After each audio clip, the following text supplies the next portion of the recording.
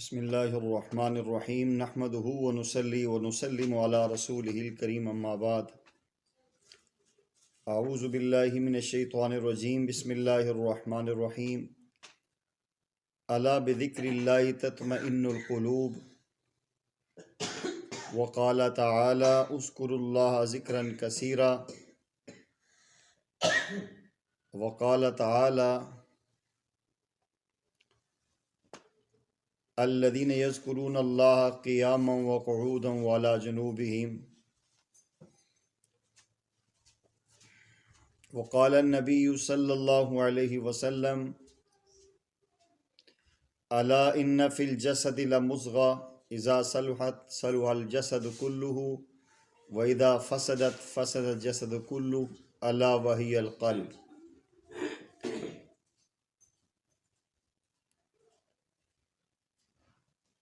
دنیا کا ہر انسان پرسکون زندگی گزارنا چاہتا ہے اور اسی کی خاطر شب و روز محنت کرتا ہے اور اسی کو زندگی کی کامیابی اور ناکامی کا معیار سمجھتا ہے۔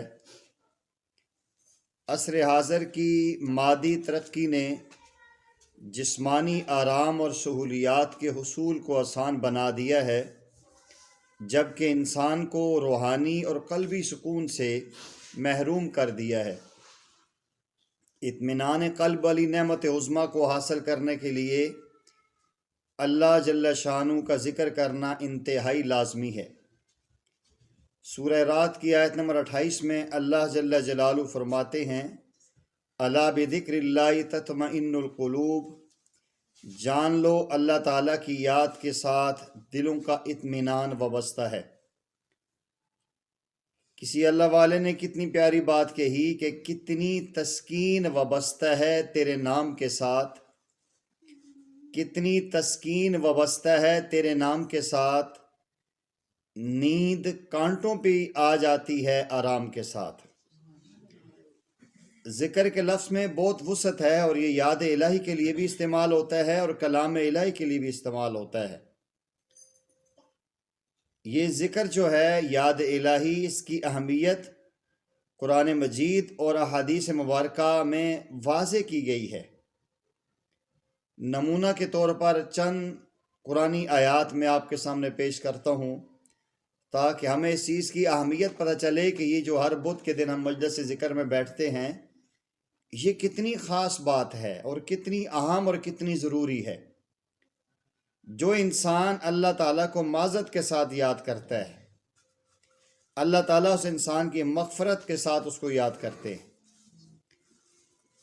یعنی معذرت کرتا ہے، اللہ مجھ سے گناہ ہو گئے، غلطیاں کوتاہیاں ہو گئیں، اللہ تو مجھے معاف کر دے، تو اللہ جل جلالہ اس کی مغفرت فرما دیتے ہیں۔ سورہ بقرہ آیت نمبر 152 میں اللہ فرماتے ہیں فَاذْكُرُونِي أَذْكُرْكُمْ، یہ پہلی آیت، تم مجھے یاد کرو میں تمہیں یاد کروں گا۔ بس جو انسان ذکر پر ہمیشگی اختیار کرے گا تو اللہ جل شانہ اس کو نئے نئے اعمال صالحہ کی توفیق عطا فرمائیں گے۔ آپ نے ذکر کیا، اس کے بعد اللہ تعالیٰ نے آپ کو اچھے اور نیک اعمال کرنے کی توفیق دی، تو یہ اللہ تعالیٰ کی طرف سے یاد ہے کہ اللہ نے آپ کو یاد کیا، مجھے یاد کیا اور مجھے اور آپ کو اچھے اعمال کرنے کی توفیق عطا فرمائی۔ دوسری دلیل سورہ طٰہٰ کی آیت نمبر 14 میں اللہ فرماتے ہیں نماز کا جو اصلی مقصد بھی ہے نا وہ یاد الہی ہے۔ نماز ہم لوگ کیوں پڑھتے ہیں؟ اقیم الصلاۃ لذکری، نماز قائم کرو میری یاد کی خاطر، کہ نماز میں بھی اللہ جل جلالہ کی یاد آتی ہے۔ جس نماز میں توجہ اللہ نہ ہو وہ نماز ہی نہیں رہتی۔ امام ربانی مجدد فسانی رحمۃ اللہ علیہ نے مکتوبات مجددیہ میں لکھا ہے اور پیارے آقا صلی اللہ علیہ وسلم کا ارشاد لکھا ہے کہ لا صلاۃ الا بحضور القلب، حضور قلب کے بغیر نماز مکمل ہوتی نہیں۔ اس لیے نماز کی حاضری بھی ضروری ہے اور حضوری بھی ضروری ہے۔ دیکھیں ایک ہوتا ہے حاضری، میں اور آپ نماز میں کھڑے ہو گئے ہیں، نماز میں حاضر ہو گئے ہیں، جی آپ ذکر میں آ گئے ہیں، آپ ذکر کے اندر حاضری ہو گئی ہے، اس کو کہتے ہیں حاضری۔ ایک ہوتا ہے کہ انسان جیسے جسم کے ساتھ حاضر ہوا ہے تو دل کے ساتھ بھی حضور قلبی بھی ہو، یہ حضوری ہوتی ہے۔ نمبر 3، ذکر جو ہے نا، یہ ذکر، یہ دعوت اللہ کے راستے کی ابتدا ہے۔ اللہ کی طرف ہم لوگوں کو بلاتے ہیں، اللہ کی طرف آتے ہیں، تو یہ دعوت اللہ، اللہ کے راستے کی ابتدا سے انتہا تک کام آتا ہے۔ اللہ تعالیٰ نے حضرت موسیٰ علیہ السلام اور حضرت ہارون علیہ السلام کو نبوت سے سرفراز فرما کر فرعون کی طرف بھیجا اور چند آپ کو نصیحتیں فرمائیں، جن میں سے ایک یہ تھی کہ میری یاد سے غافل نہ ہونا۔ سورہ طٰہٰ آیت نمبر 42۔ اذهب انت واخوک بآیاتی ولا تنیا فی ذکری، کہ اے موسیٰ علیہ السلام آپ جائیں اور آپ کا بھائی آپ جائیں، میری نشانیاں لے کر جائیں، اور مگر میری یاد سے غافل نہ ہونا۔ پھر دعوت اللہ کی انتہا میں قتال کی نوبت آتی، انسان جنگ کرتا ہے، جہاد کرتا ہے، تو اللہ تعالیٰ نے مومنین کو حکم دیا ہے کہ عین قتال کی حالت میں بھی مجھے یاد رکھنا، تو کامیابی تمہارے قدم چومے گی۔ سورہ انفال آیت نمبر 45 میں اللہ فرماتے ہیں، یا ایہا الذین آمنوا اذا لقیتم فئۃ فاثبتوا فاذکروا اللہ کثیرا لعلکم تفلحون۔ اے اہل ایمان، جب تمہارا مقابلہ کافروں سے ہو تو ڈٹ جانا اور مجھے کثرت سے یاد کرنا، تو کامیابی تمہارے قدم چوم لے گی۔ سبحان اللہ۔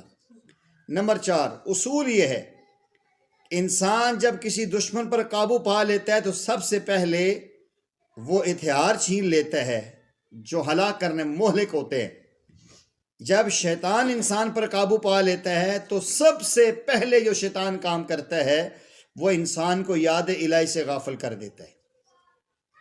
یہی وجہ ہوتا ہے جس انسان پہ جادو یا جنات کے اثرات ہوتے ہیں وہ نماز نہیں پڑھ سکتا، یا نماز پڑھنے کو دل نہیں کرتا، اس کی قرآن کی تلاوت کو دل نہیں کرتا، یہ اس بات کی علامت ہوتی ہے کہ اس کے اوپر شیطان مسلط ہو چکا ہے۔ تو وہ اس چیز کو اپنا ایک مہلک ہتھیار سمجھتا ہے۔ سورہ مجادلہ میں آیت نمبر 19 میں اللہ فرماتے ہیں، استحوذ علیہم الشیطان فانساہم ذکر اللہ۔ اللہ اکبر۔ ان پر شیطان غالب آ گیا اور ان کو یاد الہی سے غافل کر دیا۔ تو گویا یاد الہی سے غافل ہونا بھی یہ شیطان کو اپنے اوپر حاوی کرنا ہے۔ تو آپ خوش نصیب ہیں کہ آپ ذکر کرتی ہیں، اور اللہ کے ذکر کی وجہ سے شیطان آپ پہ قابو نہیں پا سکتا۔ 5ویں قرآن کی دلیل اور ذکر کی اہمیت۔ ذکر مومن کا ہتھیار ہے، اس لیے اسی کے ذریعے شیطانی حملوں سے بچنا ممکن ہے۔ اللہ تعالیٰ سورہ اعراف کی آیت نمبر 201 میں فرماتے ہیں، ان الذین اتقوا اذا مسهم طائف من الشیطان تذکروا فاذا هم مبصرون۔ بے شک متقی لوگوں پر جب شیطان کی جماعت حملہ آور ہوتی ہے تو وہ یاد الہی کرتے ہیں اور بچ نکلتے ہیں۔ نمبر 6 قرآن کی دلیل سورہ آل عمران آیت نمبر 191۔ قرآن مجید میں عقل مند لوگوں کی نشانی بتلائی گئی ہے کہ اٹھتے بیٹھتے لیٹتے کھڑے ہر حال میں اللہ کو یاد کرتے ہیں۔ الذین یذکرون اللہ قیاما وقعودا وعلی جنوبہم، وہ لوگ جو اللہ کو یاد کرتے ہیں کھڑے بیٹھے لیٹے ہوئے۔ دلیل نمبر 7، شریعت نے ہر عمل کی حد متعین کی ہے۔ نماز دن میں 5 دفعہ پڑھنی ہے، فلاں فلاں عمل، تلاوت اتنی کرنی، ہر چیز کی حد ہے، لیکن ذکر الہی کی، یاد الہی کی کوئی حد مقرر نہیں کی گئی۔ سورہ احزاب آیت نمبر 41 میں اللہ فرماتے ہیں، یا ایہا الذین آمنوا اذکروا اللہ ذکرا کثیرا، اے ایمان والو اللہ تعالیٰ کا ذکر کثرت کے ساتھ کرو۔ گویا یہ چاہتے ہیں کہ یاد الہی کرنے میں جتنا زور لگا سکتے ہو اتنا زور لگا کے دکھاؤ۔ دلیل نمبر 8، اللہ تعالیٰ مومنین کو حکم دیتے ہیں کہ وہ اپنے دلوں میں اللہ تعالیٰ کو یاد کریں۔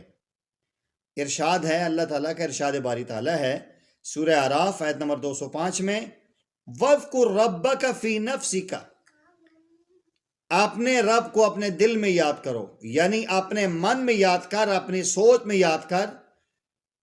یہ جو میں آپ کو کہتا ہوں نا مراقبہ، یہ اسی کو اللہ والے مراقبہ کہتے ہیں۔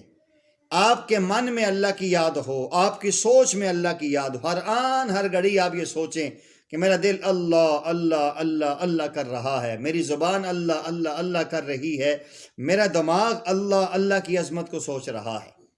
تبھی تو اللہ والے کہتے ہیں کہ چمن چمن پھولوں میں بو نہیں، اس زندگی کا کیا مزہ مولا جس زندگی میں تو نہیں۔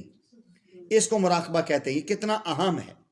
نمبر 9، شیطان پہلے یاد الہی کا راستہ روکتا ہے، پھر نماز سے ہٹاتا ہے، کیونکہ نماز میں اللہ سے ملاقات ہوتی ہے.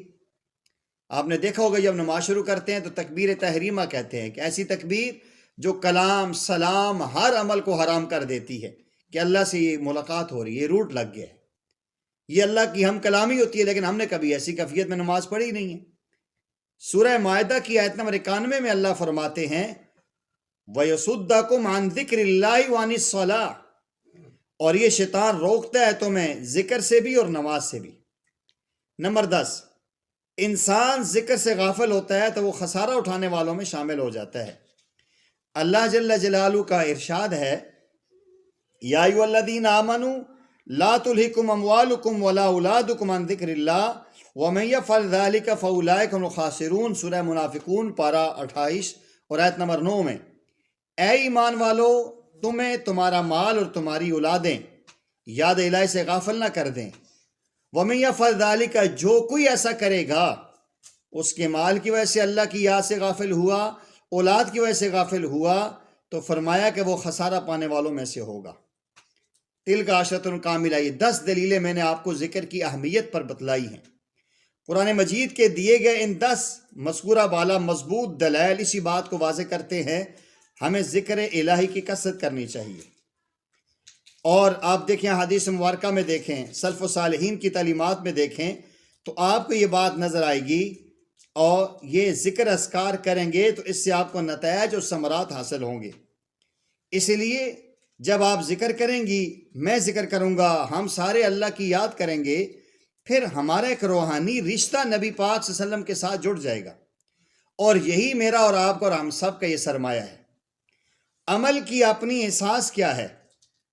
عمل کی اپنی اساس بنیاد کیا ہے بجز ندامت کے پاس کیا ہے؟ غور کریں، عمل کی اپنے اساس کیا ہے بجز ندامت کے پاس کیا ہے؟ رہے سلامت تمہاری نسبت، میرا تو بس آسرا یہی ہے. تو اصل چیز یہی ہے کہ ہم اس نسبت کو دیکھیں. الحمدللہ میری نسبت اپنے بزرگوں سے ہے، ان کی نسبت ان کے بڑے بزرگوں سے ہے. یہ ہمارا سامنے شجرہ لگا ہوا ہے، کبھی آپ دیکھیں تو یہ سیدھا نبی پاک صلی اللہ علیہ وسلم تک پہنچ جاتا ہے. تو ہمارے اپنے عمل کے اندر تو کوئی ایسی جان نہیں ہے کسی عمل کی بنیاد پہ ہم یہ یقین کریں کہ ہماری بخشش ہو جائے گی، سوائے ندامت کہ ہمارے پاس کچھ بھی نہیں ہے. بس یہی ایک نسبت ہے. اللہ تعالی ہمیں سلامت رکھے اور اللہ تعالی اس پہ ہمیں استقامت عطا فرمائے. تو اندازہ لگائیے کہ کتنی اہم باتیں ہیں یہ آپ جو مجلس ذکر میں آتی ہیں. الحمدللہ اللہ تعالیٰ قبول فرمائے اور اللہ تعالیٰ اس سلسلے کو جاری رکھے. تو یہ قرآن کریم کی 10 آیات میں نے آپ کے سامنے پیش کیے تاکہ اس کی اہمیت ہمارے سامنے آئے کہ کوئی فضول کام نہیں ہے، بڑا اہم کام ہے اور بڑی اہم ایک نعمت عظمی ہے جو اللہ نے مجھے اور آپ کو عطا کی ہے. اللہ تعالیٰ ہمیں اس پہ استقامت عطا فرمائے اور زندگی کے آخری لمحے تک جب تک زندہ ہیں جہاں بھی ہیں اللہ تعالیٰ ہمیں یہ مجلس ذکر کی شرکت نصیب فرمائے. کسی مجبوری میں نہ آ سکے تو یہ دن جو ہم نے طے کیا ہوا ہے اس دن میں وہاں بیٹھ کے تھوڑا سا ذکر کر لیے کرے تاکہ ہمارا وہ وقت اللہ تعالیٰ قیمتی بنائے. وآخر دعوانا ان الحمدللہ رب